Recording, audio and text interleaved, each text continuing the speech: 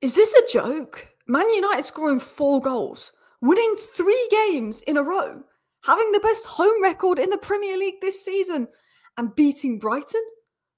2 wins in 8 versus Brighton. This is the second time we've beaten Brighton in our last 8 visits. Wow.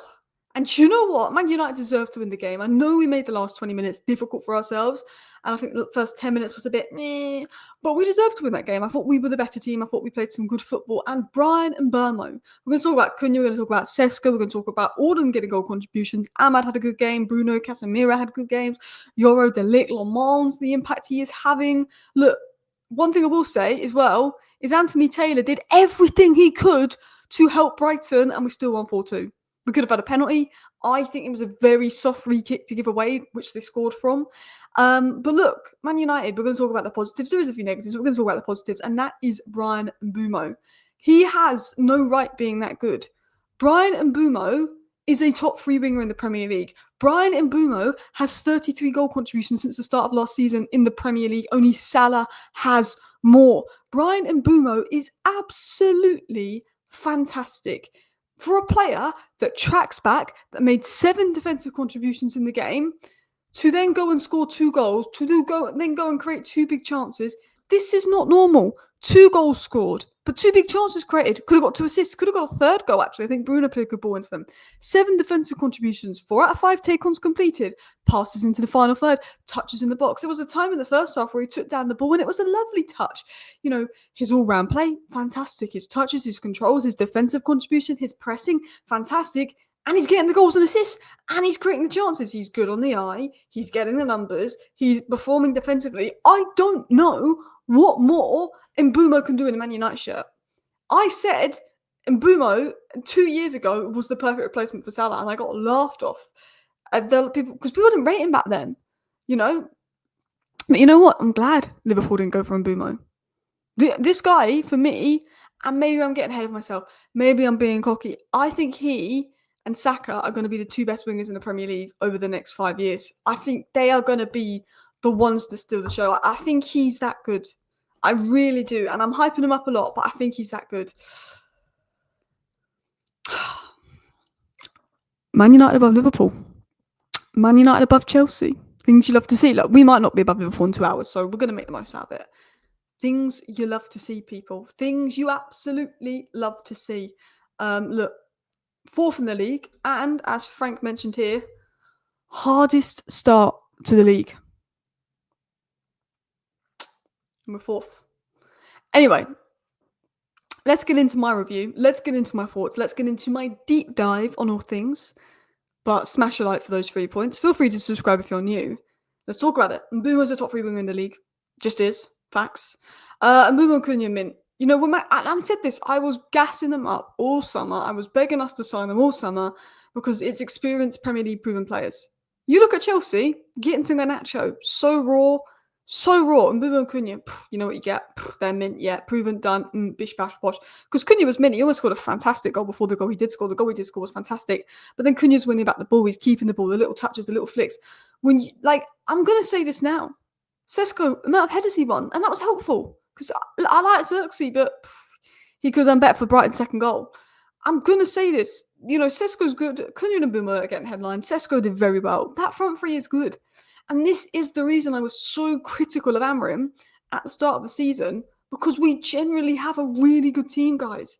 And this is why I was getting on Amorim, because people, when we were losing to Grimsby, and when we were losing to Brentford, and when we got battered by Man City, people were just accepting, you know, this team is bad, you know, we need loads of this and loads of that. And it's like, yeah, we need midfield. But other than midfield, this team is not bad. This is why I've been so critical of Amorim. This team, people don't realise we have such good players. Cunha walks into, you could argue, every team in the league. Sesko walks into a lot of Premier League teams. He'd start for Chelsea right now because João Pedro is better as a 10. You know, he wouldn't start for Liverpool. He wouldn't start for City. You could argue he'd start for Arsenal right now over Gyökeres. You know, and Mbeumo, you know, right with Salah's form, you can argue he starts for every team, probably not Arsenal. We've got phenomenal players there. And Mbeumo, Sesko, Cunha, fantastic front 3. We've got Bruno and Ahmad all on the pitch. That's 5 great players. You've got Casemiro, a multiple Champions League winner. You've got Euro, a one-of-one centre-back. You've got the Lick that is a solid, underrated player. Do you know what I mean? We have a good team. We have Xerxes, Mount, and Maino on the bench. This is why I've been critical of Amorim, because this team is good enough to finish in the top 8. I want top 7 because that's Europa League. We have good players. We have one game a week. We don't need to rotate much. We can use the same starting 11. We have a good squad. We have a good team. I'm convinced of that. Look, we need midfield profiles. We need wing-backs. Delo, not a wing-back. Dorgu, not good when he came on. When Ahmed came off, we got worse. When Casemiro came off, we got worse. But we have a good team. And we have good players. And we need to know that. And look, 3 wins in a row, 4 goals scored, which is something we haven't done under Amorim since the Everton game a year ago. Let's enjoy this, because this Man United team, and I'll say this now, there's a big mental block in this Man United team. There's a big mental block. Because 3-1, Welbeck scores. I don't think it's a free kick. I think Anthony Taylor was doing everything he could to help Brighton out. Why are we so bad the 15 minutes and make it 3-2? Why? We're 3-1 up. Okay, we've conceded, cool, fine, just get back to what you're doing. Why was it so bad? There's a mental thing with this team. There's a mental thing. And look, if I was Amorim, I would have put in another midfielder and gone into free midfield and all of that, and maybe had outlets up top to take pressure off. But we made it bad. Like, we were really, like, first 10 minutes, I thought Brighton were the better team. Then we got going after about 10, 15 minutes. Then we scored the goal. And I think us getting the first goal is huge. I think if we don't get the first goal in games, we're not going to win. But I think if we get the first goal in games, we are going to win. And I think we need to continue getting the first goal, which we can't always do. Quite dominant, deserved to go 2-0 up, deserved to go 3-0 up. Then they made it 3-1 and we were just panicking. And I don't know why we went so erratic. It was good overall. The first, apart from the last 20 and the first 10, it was good overall. There's still work to do. It shows there's still work to do. We lost control in midfield. We need a DM. We need a wing back. Like, what we need is an Elliot Anderson, an Adam Wharton, and a Semenyo. Would just bring this team up levels. Only United can make us well after going 3-0 up. But we were good, and it was a good performance, and it's lots of good signs. There's definitely questions over the midfield, how it's being used, how it's being utilised. The wing, like, Delo isn't a wing back. Dorgu wasn't great. I thought that Xerxes had a few nice touches and kept the ball well up the pitch, but should have done better for the corner. But yeah, and Mbeumo is just so good. But let's talk about other things I want to talk about from the game.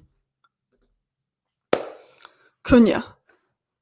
Now, I did a big video this week defending Cunha because I literally could not get my head around why rivals were calling Cunha a flop because he hadn't got the goal contributions. He got the goal today, could have got a second, but he was fantastic. This is what you get with Cunha. 7 duels won from an attacker, fantastic. Did you notice today how many defensive contributions Cunha made? Amorim sort of spoke at Cunha how he doesn't maybe do the defensive work, and I feel like Cunha took that personally. Cunha made tackles, he got back, he made 3 tackles today, he won 2 fouls, he made crosses, he 2 out of 2 take-ons, chances created. Cunha was phenomenal today. Cunha's not quite getting the goals and assists from Mbeumo, who's on 6 goals and assists already, which is mental. But Cunha's been phenomenal, winning the duels, winning the tackles. What Cunha has is, and Mbeumo's kind of like the selfless, shy guy that works hard and he's just a great player. And the intelligence of Mbeumo to know what Bruno's going to do and make that run in there. I mean, Mbeumo's intelligence as a player is ridiculous. But Cunha's the one with a bit of a feisty personality, that fight, that duel winner. And that's exactly what you need to play for Manchester United. I want to talk about Le Mans. I thought Le Mans had a good game. 3 games with Le Mans, 3 wins. He makes the defence more confident. I do think he probably could have saved the free kick, to be honest, but I'm not going to give him too much stick. He's really transformed the side. He's replaced a shaky keeper with someone that he can claim the ball, that can do this, can do that, and is quite comfortable doing that. But he's impacting the team. He's impacting the confidence. And I think that's a big signing in itself in Le Mans. Look, people saying we got worse when Agate came on. I think that is just Agate agenda. I think the subs in general made us worse. I don't think it's personal to Agate. I do think Heaven was good, though, and he did get an assist, which is nice to see.